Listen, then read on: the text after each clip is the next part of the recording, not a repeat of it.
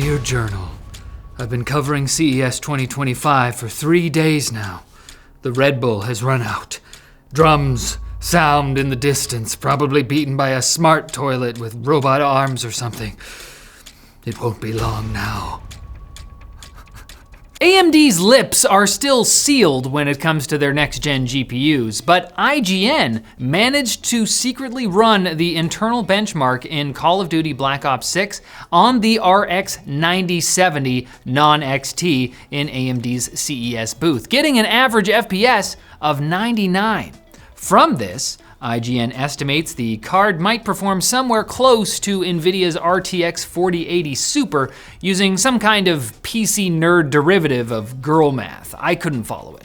But the point is, AMD's apparent decision to, at the last minute, withhold all information about their next-gen GPUs except their names has only made everyone more curious about them.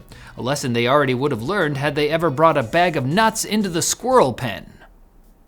You guys don't have those? Even AMD's GPU board partners seem confused about what's going on. PowerColor allowed Leo and the Kit Guru team to look at their RX 9070s while pretending that they weren't. Come in, Matt. Come close and look at the invisible, non-existent graphics cards. Meanwhile, Tom's Hardware seems to have inadvertently published a photo of the Navi 48 chip powering the GPUs, leading leaky Twitter guy David Huang to estimate the die size at around 390 millimeters squared, which is slightly larger than the AD103 chip powering NVIDIA's RTX 4080. We have gotten one concrete piece of information though.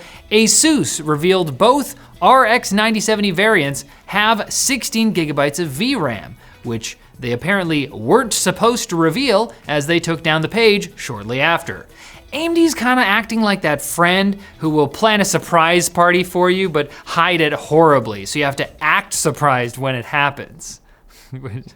Which has happened to me so many times. Such a relatable story. The Nintendo Switch 2 leaks may have officially jumped the shark. Accessory maker Genki has published a video on their website of what might as well be the Switch 2, ostensibly to show off the company's protective case for the console, but they know what they're doing. They told press the mock-up they're showing here is based on the real console, and their website has a pop-up admitting they can't keep a secret.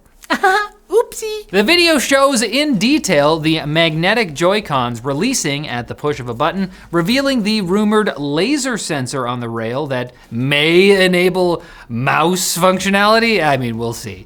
And the video also provides our best look yet at the Switch 2's dock design. Not only that, they were handing around a 3D printed mock-up of the console at their CES booth, first shown in a video by French tech outlet Numerama. It's starting to feel a little ridiculous that Nintendo hasn't unveiled the Switch 2 yet.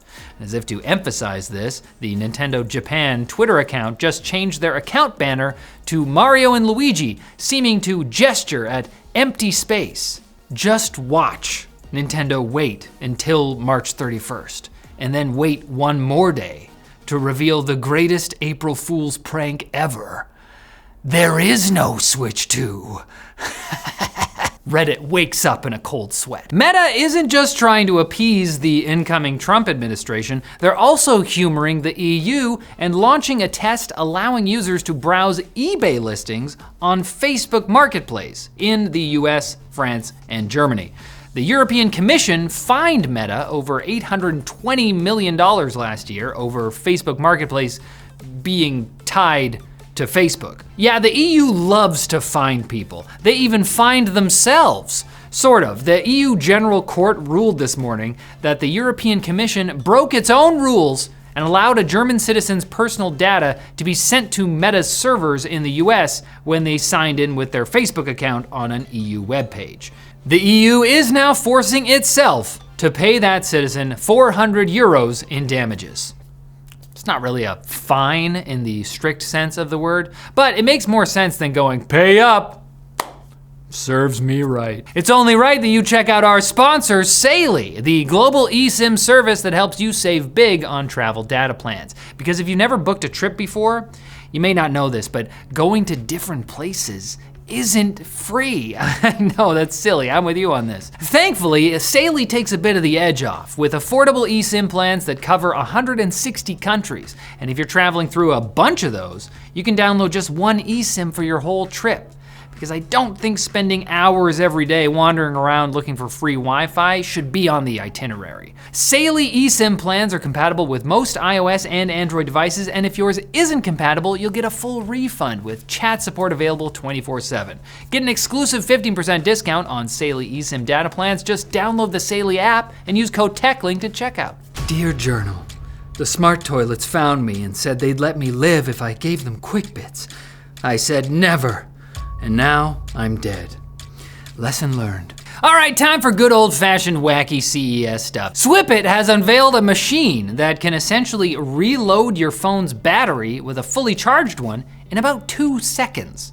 Although it's not your phone's internal battery, Swippit's Link case, compatible with iPhone and Android, has a battery inside, which is swapped out for a fresh one when you dip it into the Hub, a toaster-looking device that stores and charges extra batteries. I mean, it all looks pretty sleek in Swippit's marketing materials, but as demonstrated by Allison Johnson from The Verge, it actually sounds like a 20-year-old printer. But that's a small price to pay to avoid buying Anker's new solar panel beach umbrella, which is billed as an alternative to lugging a battery back up to the beach.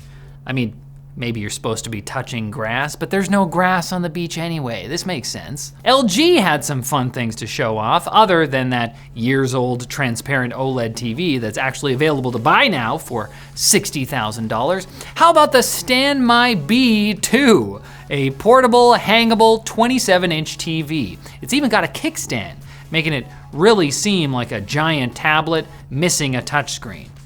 It's still a little confusing, but it makes more sense than the model from last year that goes in a suitcase. TV in a suitcase? I got one. But the best thing I think LG showed off was the AeroCatTower, a version of one of the company's AeroTower air purifiers with a cradle on top, so a cat can sit on it. Now that's innovation. Where are all the other companies putting cats on things? Eufy showed off their 3-in-1 E20 robot vacuum, so named because you can remove the actual vacuum part and use it as a Dyson-style handheld with multiple attachments, which will also get you more powerful suction. It's one of those rare CES products that's simultaneously practical and also kind of wacky. But wait till you see Roborock's vacuum with a robot arm in it, but not right now. That's for the weirdest tech at CES episode on Friday. I'm saving it. A company called Halliday showed off their smart glasses, which eschews more popular waveguide built-in displays for their own digi-window design. It can be controlled either by voice or a control ring on your finger, which can, of course, summon an AI agent.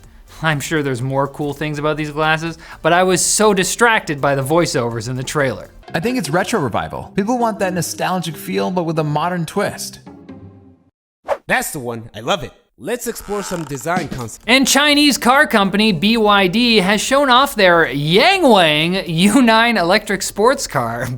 Apparently it means like admire or something. So it's fair, you know. Anyway, they showed off the car bunny hopping over obstacles at 120 kilometers per hour, including a sizable pothole, a bunch of spikes, and worst of all, a chalk rainbow. Wouldn't want to disappoint the kids who drew that. Oh, it ruined it anyway. Well, it was technically graffiti. Those kids are probably going straight to a CCP jail anyway. But not you, you're coming right back here tomorrow for more tech news, because I'll be damned if I have to endure this pain alone.